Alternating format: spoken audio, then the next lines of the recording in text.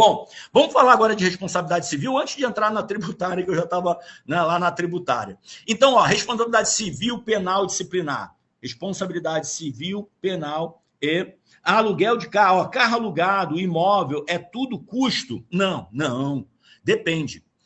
Tem que ser custo atrelado à atividade. Você tem que comprovar que aquela despesa ela é atinente a determinada prestação de serviço, ela é necessária para a sua prestação de serviço. Por exemplo, combustível, esquece. Combustível, não, num carro, a moto do intimador tem que botar combustível, esquece. Por quê? Porque a Receita já se posicionou nesse sentido e também eu ia falar aqui uma outra coisa, a Receita já se posicionou e também o próprio provimento. Deixa claro que o que pode ser lançado como despesa, combustível não. Então você tem que terceirizar a mão de obra mesmo. A mão de obra terceirizada para uma finalidade específica, ok. Por exemplo, o entregador terceirizado, ele vai ter que te dar nota fiscal, prestação de serviço, contrato, tudo isso tem... Gente, presta atenção, não, o caráter é privado, mas a prestação de um serviço público regulado pelo poder público. E aí, como há a regulação do poder público, toda a fiscalização das suas ações é feita pelo poder público. E incide sobre você um regime jurídico híbrido. O nosso regime jurídico ele é híbrido. E o que é híbrido, professor? Ele tem natureza privada e natureza pública. Então, você, em todo momento, não só na prestação de serviço público, mas como também no gerenciamento da serventia, você vai ter esses dois nortes o tempo todo. E muitas vezes, é claro, tanto um lado quanto o outro perde essa mão. Né? A corregedoria muitas vezes perde a mão também. Ela acaba invadindo aquilo que efetivamente é privado. A gente vê aí, muitas vezes, alguns procedimentos já foi parar no CNJ, algumas reclamações e nisso, porque muitas vezes a corregedoria, a gente teve um caso agora, por exemplo, a corregedoria obrigou, né, os cartórios a disponibilizar os dados todos do cartório para fazer um banco de dados no tribunal. Isso aí é uma invasão da área, da parte privativa do cartório. Então, é o público e o privado o tempo todo ali, eles andam juntos. E tem uma linha muito tênue. E essa linha tênue muitas vezes faz achar o lado de cá achar que o lado de lá está errado, faz o lado de lá achar que o lado de cá está errado, e aí vai tendo essas discussões, esses arranhões, até efetivamente haver um equilíbrio. E esse equilíbrio tem que ser buscado como? Com normatização, com jurisprudência, com regulação, cada vez mais, e acertando isso. Mas é um regime híbrido o tempo todo. Você tem natureza privada, você tem autonomia privada, mas você presta serviço público e você é regulado e fiscalizado pelo Poder Judiciário, mas também é fiscalizado pelas receitas estaduais, federais, municipais. Professor, estadual também? Pode ser, por quê? Pode ser que você faça recolhimento de fundos estaduais para o Estado, e aí é possível que haja, sim, interesse nesses órgãos que recebem esse fundo, fazer uma fiscalização, fazer uma cobrança, olhar, ver se está certo, se você está recolhendo de forma adequada, porque se está na lei, você tem que cumprir. O princípio da legalidade. O tempo todo é isso. Por isso que, assim, você tem que estar de olho o tempo todo na legalidade, na normatização, naquele caminho que efetivamente se tem que fazer ali dentro desse público e privado ao mesmo tempo, ok? Então, imóvel, por exemplo, imóvel alugado, você vai lançar, contratinho, tudo direitinho e tal, beleza? Isso, tudo custo, e você vai lançar lá, tá? Beleza.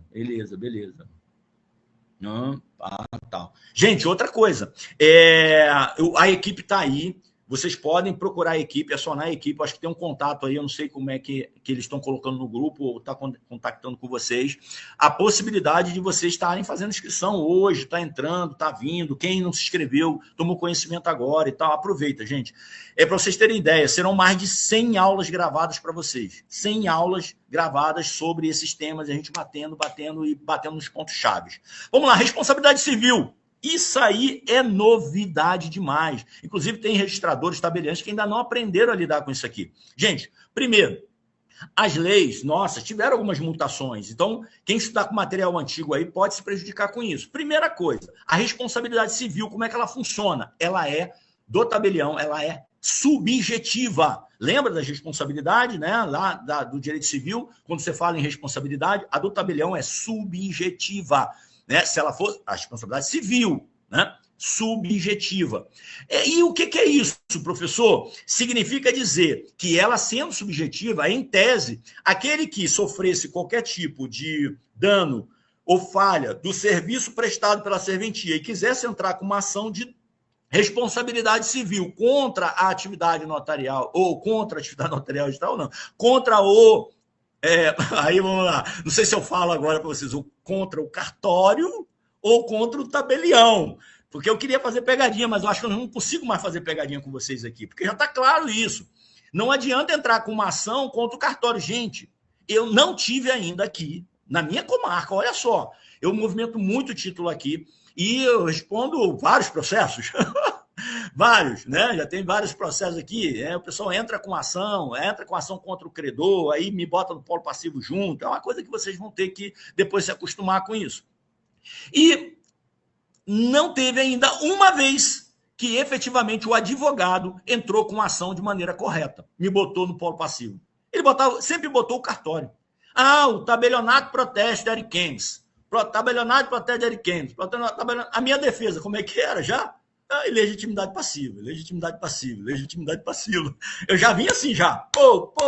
Todas elas a gente já saía ganhando de cara. O cara perdia um tempão e me botava lá ilegitimidade passiva e aí eu provava o resto, né? Mas já botava legitimidade passiva já de cara, né? Numa preliminar. E aí, por quê, gente? Porque a titularidade é do tabelião. Cartório não tem personalidade jurídica. Então, a ação tem que ser contra mim. Quantos advogados aqui na região sabiam?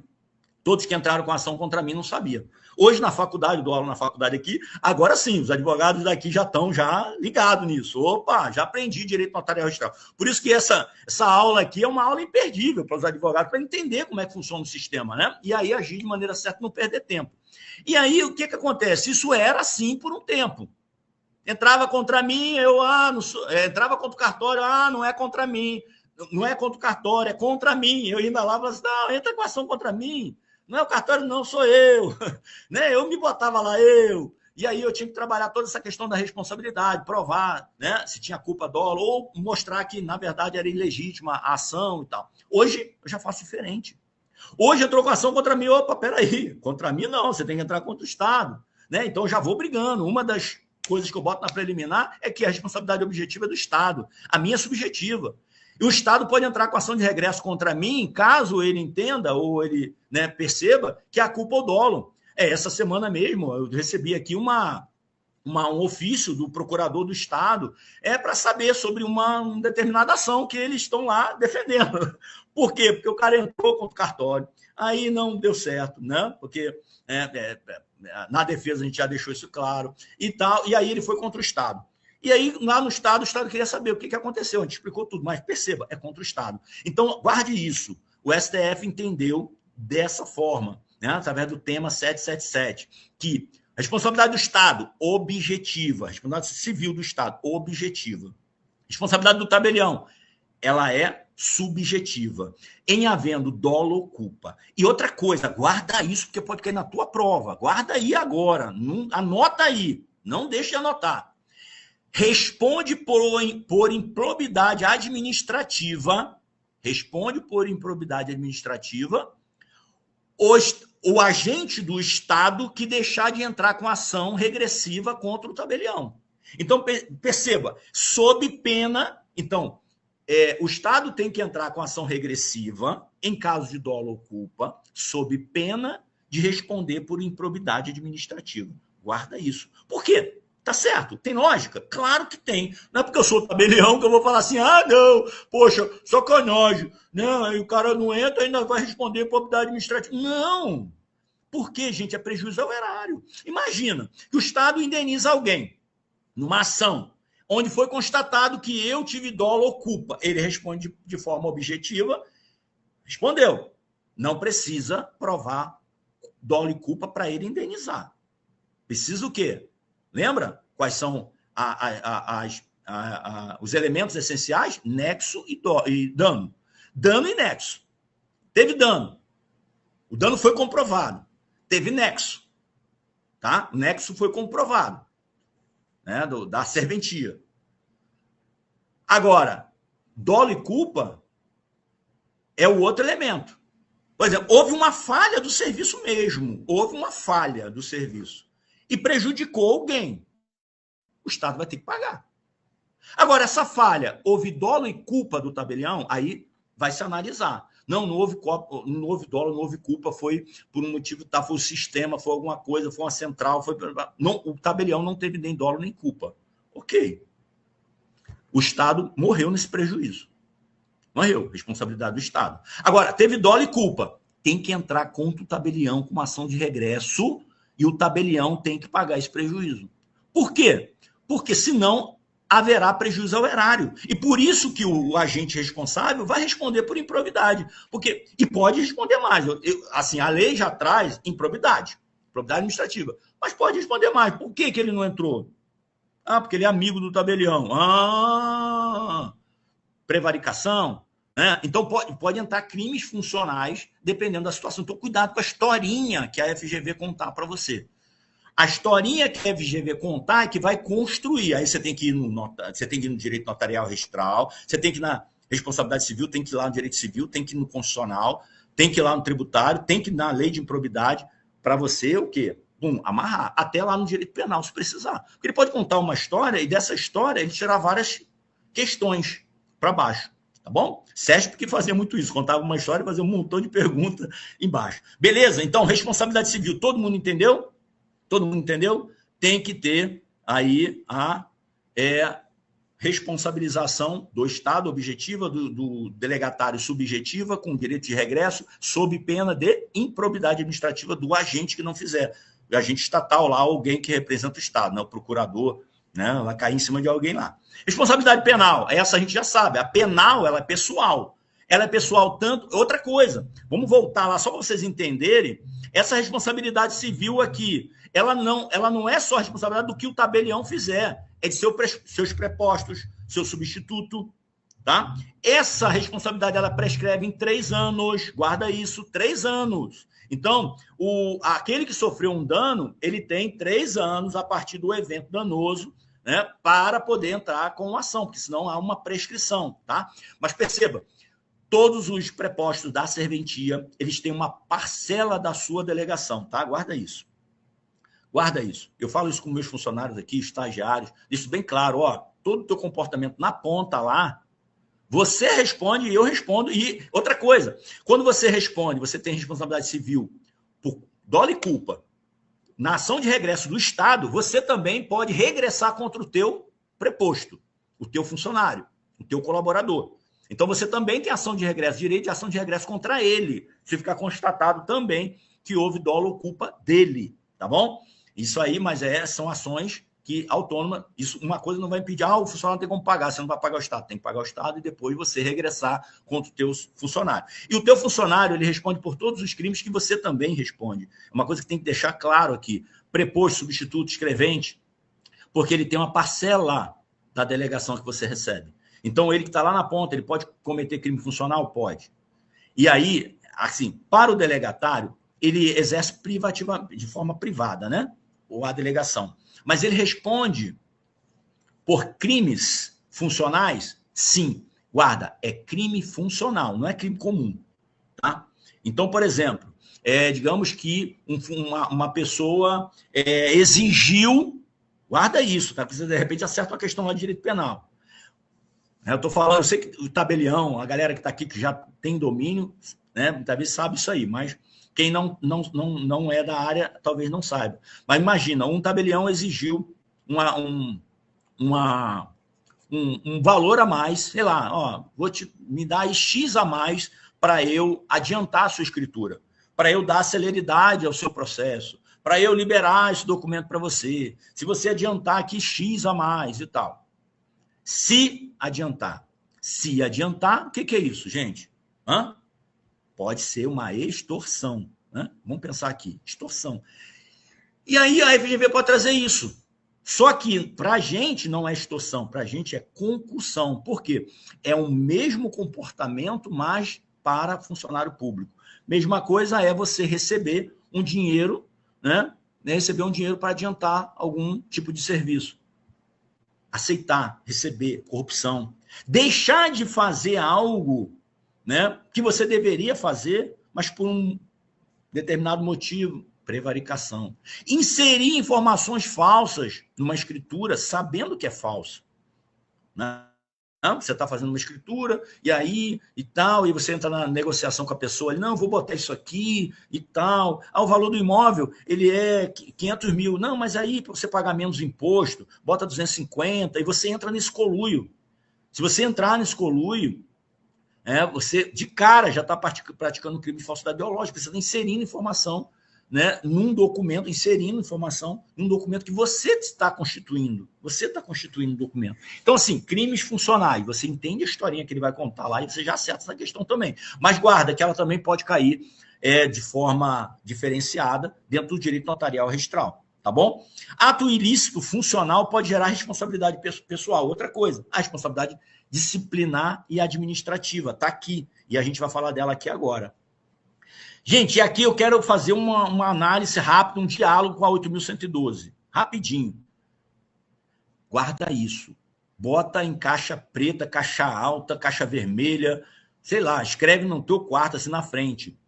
No rol de penalidades dos notários registradores não existe advertência. Não tem advertência. Guarda isso, tá bom? Por quê? Porque você traz isso lá dos concursos. Você traz lá da 8.112. Advertência, multa, suspensão. Não é isso? Demissão. Você faz uma analogia. Lá na 8.112 vem advertência, multa, suspensão e demissão. Ela segue a mesma lógica, que inclusive 90 dias de suspensão, não é isso? Lá na 8.112 vem. Então, a galera que faz concurso direto é nível nacional, concurso para juiz, promotor, papapá, né? Não confunda isso. Se cair advertência, multa. Se eu tivesse na banca examinando, eu ia botar essa questão lá. Né?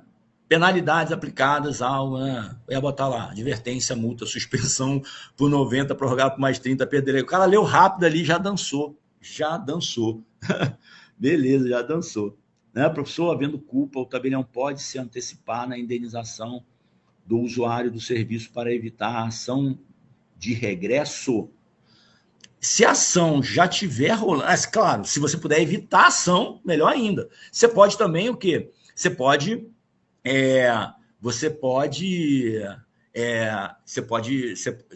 se você tem o contato direto aqui, né?